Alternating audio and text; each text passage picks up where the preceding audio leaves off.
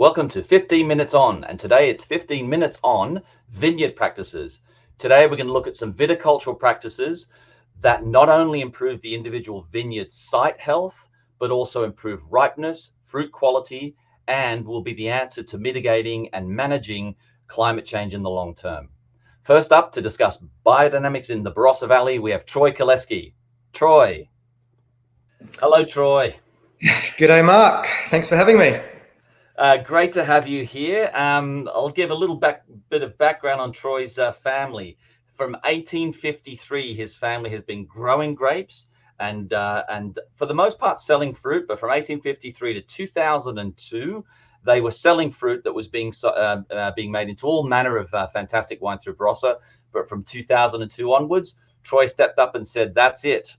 We should be making our own wines out of this," and started building the brand. So while Kalleske might not have the history of some of the other wine producers in the valley, there is no longer history than you can get with a Kalleske family in terms of grape growing. So very excited to discuss biodynamics. So first up, you were certified organic in 1998. You then went through the practices of biodynamic certification in 2002. It started early 2000s. Is that right?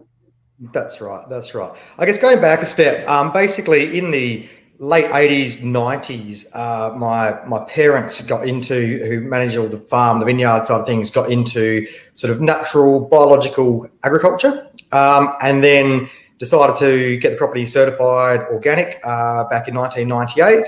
And the next logical step was to look into biodynamics. And then it was the early 2000s when got the property certified as biodynamic as well. What I liked about when you were taking me around the vineyard, your mum happened to walk by and you were telling me, say, well, actually, normally it's the younger generation saying, come on, we need to switch. But actually, it was your family, your parents that said, no, we need to go back to what she effectively said. Well, actually, biodynamics is great and wonderful. It's kind of how we always farmed historically, which I thought was very interesting. So the old is kind of new.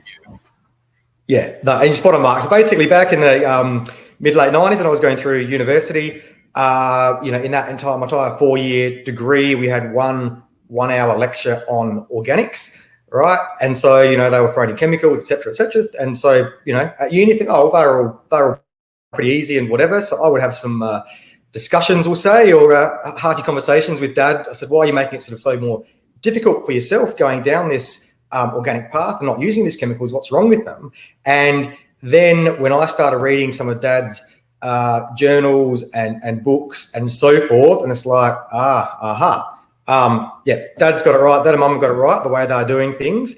So then I was absolutely fully embraced it, and I ended up having numerous discussions and arguments with my uni mates, I suppose, as the years went on as well. But no, it's absolutely, thankful for Dad and Mum, I guess, for being pioneers in this area. We are the oldest certified vineyard winery in the Barossa, and then also my brother Kim that works in the vineyard on the farm with Dad and Mum. He's absolutely embraced that as well, all these practices. So it is really really good from my point of view as a winemaker. So I can certainly, having been in conventionally farmed vineyard sites and biodynamic and organically farmed sites, I see a difference. You see the energy and you see the life in there.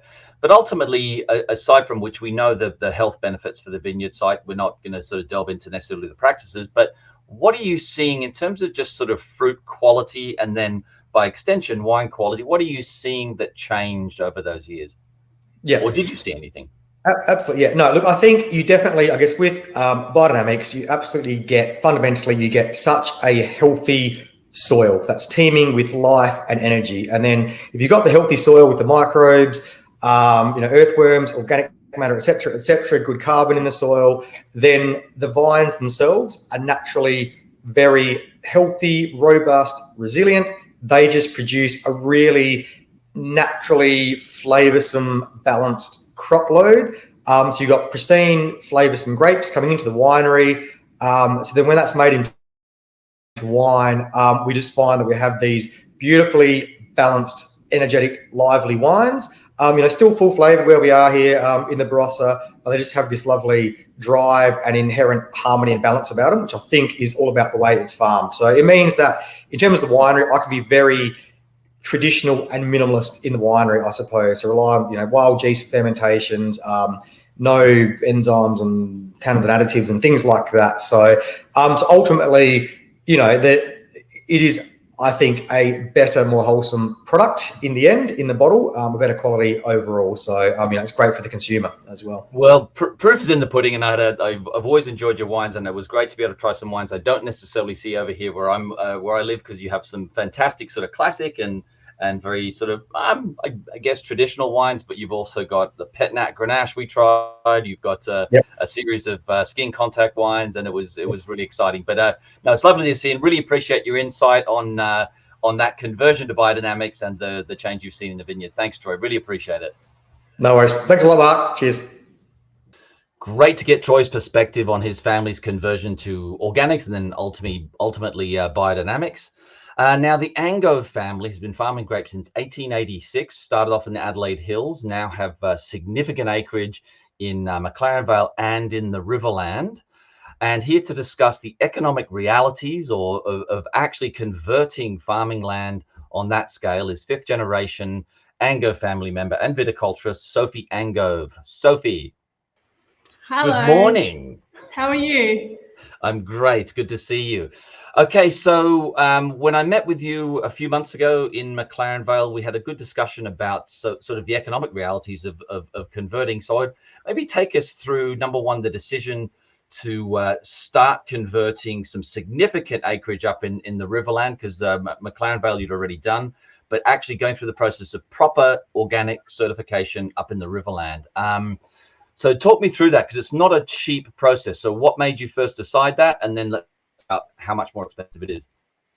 So our Riverland vineyard, Nanya, in Renmark, was our first vineyard that we converted, and it was 2007 actually. My dad was talking to a guy called David Brewer, who I'm sure a lot of people know. He's a pioneer of the organic kind of viticulture in Australia, and he was really encouraged us to go that way. The Riverland is a perfect environment to grow grapes organically. It's nice and dry, very low disease pressure, which is probably where most of the time you need to intervene in viticulture, is for the disease. So in a lovely dry area like the Riverland, growing grapes organically is a really good fit.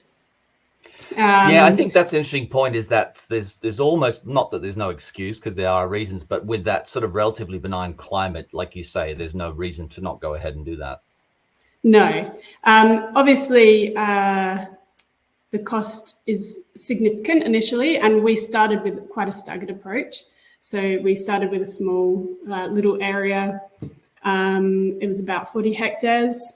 And it was divided from the rest of our vineyard by a roadway. So with organics, you need about 15 metres all around your vineyard to make sure that you don't get affected by other people's spray drifts. So we started with this one side of our vineyard, and we decided to see how that would go.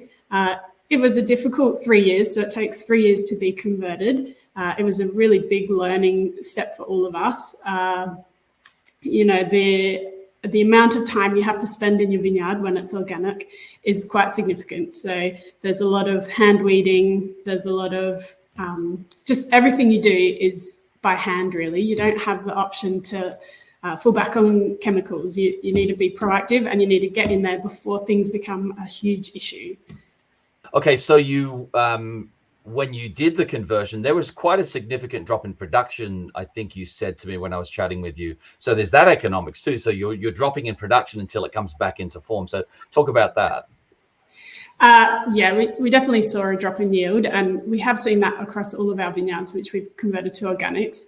It's where the vine kind of grows its own resilience. So it's getting used to having to deal with the weed competition, so less availability of nutrients, less availability of water.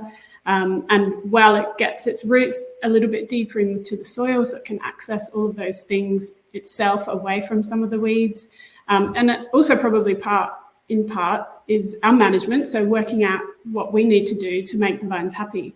In the past, we used to dodge plough, we used to knife, and we found that since we've gone organic, the vines don't really like us doing that as much, and we see a real drop-off in their canopy and fruit quality. So we've stopped doing that, and now we try and do a bit more brush cutting, a bit more hand weeding.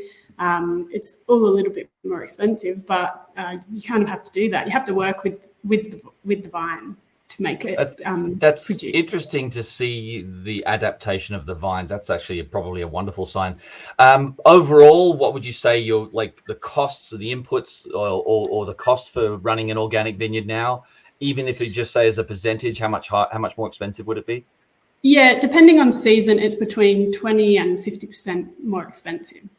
So it's quite significant. Organic inputs are more expensive than conventional inputs, and also just being in the vineyard and having to do everything by hand is expensive. You know, if you've got a snail problem, we have our Indian runner ducks that do a lot of the work for us. They're pretty cheap, those guys. They eat the snails, they're happy. But we also sometimes get a group of guys out there to pick the snails off the vines. So that's expensive. Yeah, you can't just drop some snail bait in the vineyard and see what happens. No, you can't. It's great. And this is certainly a discussion for another time, because today it was just all about viticulture, but you're also doing some wonderful other practices in terms of recycling, lightweight bottles, your family, which not many people probably realize. Ultimately, your granddad invented the whole bag in box, which is a big discussion nowadays. And so we'll talk about that some other time, but it's wonderful to get your perspective on just the economic realities, because it's really impressive to see what the Angove family's done and the dedication towards making sure that the farming practices are where they really should be in this day and age. And I think that's a really impressive feat. And it's not like with price sensitivity in wine nowadays, it's not like you can just put up the cost of your wines 20 to 30 or 40 or 50%. You still have to maintain those prices, but your costs of production have gone up as a result of the organics. But sort of, well done to you. Yeah, thank you. Yeah. Another thing that people don't often talk about is that we all love to work in a chemical-free environment. So keeps the people that, our team is happy and we're happy. So I think that reflects in our wine as well. Fantastic. Well, wonderful. Thank you so much for your input on this, Sophie. Great to see you as always. Nice to see you as well. Great insight from Sophie Angove. Climate change is a broad, important, and relatively challenging discussion at this point. Looking at some of the predictions can be alarming in terms of what we need to do and what we need to do fairly urgently with farming in general, and certainly viticulture fits into that. At the end of the tunnel, though, the light, if you like, at the end of the tunnel for climate change and what we can do is regenerative agriculture. And here to discuss and give her input on regenerative agriculture is from Cullen Wines, Vanya Cullen. Hello. First of all, before starting, I'd like to acknowledge the Widandi people, the traditional custodians of the land where I am now. With respect, elders past, present and emerging. Regenerative agriculture is really how nature works without humans on it in some ways. It's about restoring land that has been left degraded by human activity. In our case, we're a certified biodynamic carbon positive property where our soils sequester more carbon than our business emits. How we got there, the biodynamics really through the microbiological life of Preparation 500. It's like your gut biome, healthy gut, healthy mind, healthy soils, healthy vines, healthy grapes, great wine, hopefully. But the story of that and how you go about that, you basically have to start. Stop using synthetic chemicals, which stop the sequestering of 50% of carbon. Get healthy soils through the biodynamics, through your compost, through your cover crops. The biodynamics actually just creates the Preparation 500, the microbiology of the internet highway under the ground, which helps all the plants grow specifically with respect to carbon capturing.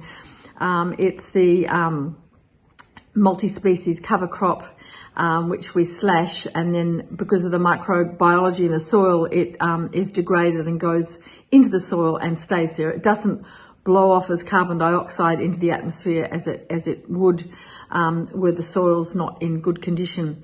So that's really the core of it. I think that we started off as carbon neutral, where we offset our emissions by planting, paying for planting of trees in biodiversity corridors. It was from 2007, $25,000 a year, and now we're in a position where we are, holding more carbon than our business emits, which means we don't, it's the first time it's happened, being carbon positive in that way because of your soil carbon sequestration. So it's a really great outcome. We were surprised. We didn't expect it. It can be done. Climate change is the great existential crisis that globally we're all living in. The wine industry can play a huge part. Agriculture is a great, or one of the largest contributors to emissions. So we can all start now and do something. We've got to stop talking about it and act because time's running out. So with all that in mind, I think that it's really climate change, great wine, regenerative agriculture. It's all about nature and its complexities, and it's a beautiful thing. Thank you.